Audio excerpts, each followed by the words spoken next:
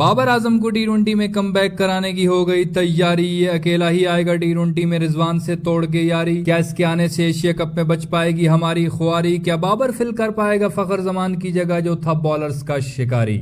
भाई लोग, फखर जमान की तो अब हैमस्ट्रिंग इंजरी का मसला थोड़ा लंबा ही लग रहा है। आगे ट्राई नेशन सीरीज और एशिया कप के लिए तो शायद अवेलेबल नहीं होगा, तो उस वजह से अब बाबर हो रही है हर तरफ के। बाबर आजम का कमबैक हो रहा है टी20 में फखर जमान की रिप्लेसमेंट के। ट्राई नेशन सीरीज में अपने जलवे दिखाएगा, फिर एशिया कप में। लेकिन सबसे जो मेन चीज है वो ये है कि अगर बाबर आएगा तो फिर रिजवान किधर जाएगा? ये चुन्नू मुन्नू साजिद माजिद की जोड़ी तो लॉन्ग टर्म के लिए एक साथ हुई थी। ये तो 7 जन्मों का रिश्ता नाता था, ये कैसे टूट सकता है इतना जल्दी यार? बाबर ने अगर कम बैक कर लिया ना अकेले तो रिजवान छोड़ेगा नहीं, मैं बता रहा हूँ। वो तो बोलेगा इसको, देखिए अल्हम्दुलिल्लाह ये ठीक नहीं करे, अब कप्तान है मेरी जाना, मेरे बगैर तू किधर जाना? कल तक तो मुझे मुर्शिद शुरली बोलता था, अब भरी महफिल में मुझे नहीं भेजना, ये ठीक नहीं करे आप, अल्हम्दुलिल्लाह कीजिएगा, ये ठीक नहीं हो रहा सर, आप गलत कर रहे हैं सर। ये जोड़ी तो एक लंबा अरसा साथ चली है ना, इकट्ठे आए थे, इकट्ठे बाहर निकाले गए थे। तो अब अगर बाबर का कमबैक हो गया तो रिजवान भाई को बुरा तो लगेगा, ये तो कंफर्म है। लेकिन बाबर के लिए ये बहुत अच्छा हो जाना है। वैसे अब सामने जो टी20 के हमारे पास इवेंट्स हैं वो एक ट्राई नेशन सीरीज है पाकिस्तान, अफगानिस्तान और यूएई के दरमियान, जो 29 अगस्त से 7 सितंबर तक खेली जाएगी शारजा के ग्राउंड के अंदर। और आप सबको पता है कि शारजा का वो ग्राउंड है जो बहुत जबरदस्त है बैट्समैनों के लिए। बैट्समैन उस ग्राउंड को देख के ही बोलते हैं चलती फिरती कोकेन है, कोकेन पिच इतनी प्यारी है, वो सही छक्के चौके लगते हैं। वही ग्राउंड जहाँ पे नसीम शाह ने छक्के मारे थे फारूकी भाई को। शारजा की बाउंड्रीज भी थोड़ी छोटी हैं, उनकी जो पिचेस हैं वो बैट्समैनों को बहुत सूट करती हैं। तो बाबर का अगर कम बैक हो गया ट्राई नेशन सीरीज में तो फिर तो 2-4 50 तो यूं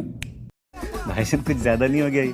बाबर को जब टीम से ड्रॉप किया गया था ना, तब बाबर भी नाराज था, इसके फैंस भी नाराज थे। लेकिन अब जब से फखर इंजर्ड हुआ है, फैंस ने तो भाई हर तरफ शोर मचाया हुआ, बाबर के नारे लगा रहे हैं। बाबर हो सकता है अभी भी थोड़ा नाराज हो, लेकिन इसके फैंस इसको अभी भी बनाने की कोशिश कर रहे हैं, इसके लिए नगमे गा रहे हैं, इसके लिए गाने भी गा रहे होंगे। ये बात, ये स्पेशली 2 लाइनें बाबर के फैंस की तरफ से बाबर के नाम। रंजिश ही सही दिल को लुभाने के लिए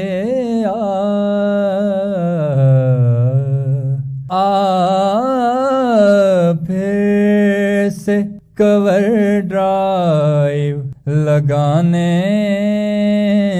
के लिए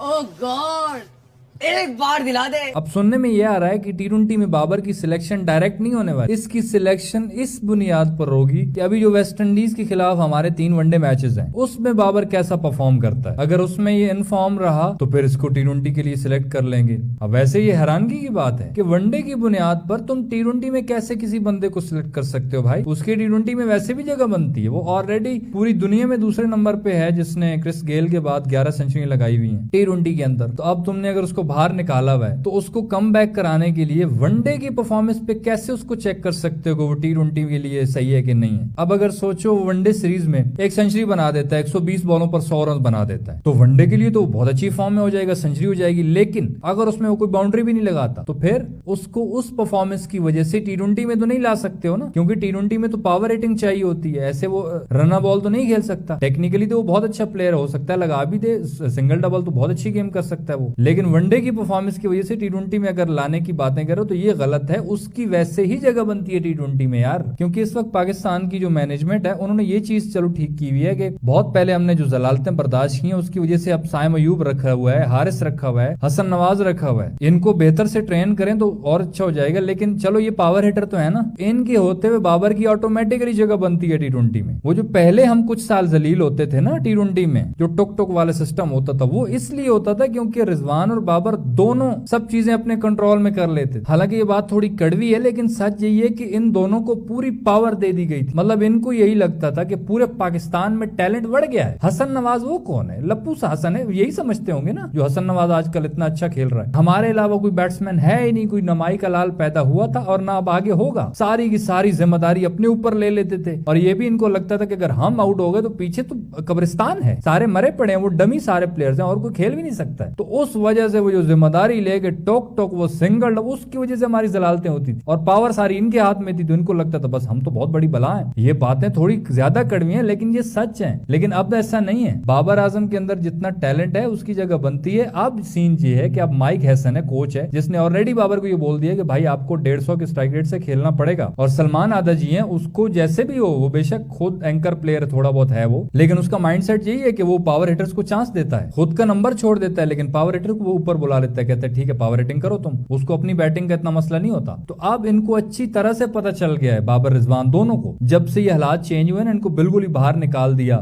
और बाबर आजम के अंदर अच्छी चीज ये है कि वो जब भी गलतियां करते हैं तो फौरन उससे सीखता है, वो इंप्रूव करता है। रिसेंटली भी हमने देखा वो नेट्स में प्रैक्टिस कर रहा है, ये छक्के शक्के की पूरी प्रैक्टिस कर रहा है, वो अपनी तरफ से पूरी कोशिशें कर रहा है वो, और काफी हद तक उसने इंप्रूव कर भी लिया होगा। तो अब अगर उसका कम बैक होता है तो वो बहुत जबरदस्त तरीके से, मुझे लगता है शायद उसको टाइम लगे लेकिन 100% उसकी टीम में जगह बनती है। उससे अच्छा हमारे पास कोई बैट्समैन नहीं है टेक्निकली जो टीम को चला सके। पावर हिटिंग बेशक उतनी स्ट्रांग नहीं है, हो सकता है वो धीरे धीरे काम भी कर रहा है उसके ऊपर, लेकिन ओवरऑल अगर टीम को लेके चलना हो, जैसे रिसेंटली हमारी बेइज्जती हुई है बांग्लादेश के खिलाफ, जो हमने गंदा रिकॉर्ड बनाया, 110 पे ऑल आउट हो गए। अभी वेस्ट इंडीज के खिलाफ 133 हमने बनाया था दूसरे T20 में, तो ऐसा बाबर के होते हुए कभी नहीं हो सकता। पावर हिटर अगर फ्लॉप भी हो जाते हैं तो वो टीम को बहुत जबरदस्त तरीके से लेके चल सकता है। और अब वो टुक टुक वाला सीन नहीं होगा, क्योंकि अब बिल्कुल चेंज हो चुका है। अब कोचेज ने और कैप्टन ने और ऊपर से भी ऑर्डर आ गया कि भाई अब तुम्हारा वो हिसाब नहीं चलने वाला, अब तुम्हें गेम बदलनी पड़ेगी, और इनको ये पता चल गया है। और अच्छी बात यह है कि बाबर रिजवान इंप्रूव भी कर रहे हैं, और बाबर की तो खैर हमेशा से जगह बनती है T20 में। और अब फखर के बाद जो प्लेइंग 11 भी बनेगी ना, उसमें भी बाबर फिट हो जाएगा, उसका भी मैं आपको रीजन बताता हूँ। ओपनर चलो साइम अयूब और साहिब ज्यादा हो जाएंगे, 1 डाउन पे बाबर आ जाएगा। 1 डाउन पे बाबर के बाद अगर चौथे नंबर पे सलमान आदा जी आ गए, यानी कि बाबर और सलमान आदा जी अगर दोनों एक साथ बैटिंग करने लग गए, और दोनों की नेचुरल गेम तो एंकर रोल प्ले करना है ना, तो अगर ये दोनों वही सिंगल डबल वाले हिसाब करने लग गए तो फिर तो जितों दी खोती उताई अकल होती, फिर तो हमारा वही हिसाब पुराना बन जाएगा ना। लेकिन इसमें अच्छी चीज ये है कि सलमान आदा जी, उसमें ये चीज हमने देखी है कि वो अपनी बैटिंग की इतनी परवाह नहीं करता है। रिसेंट भी अभी वेस्ट इंडीज सीरीज में भी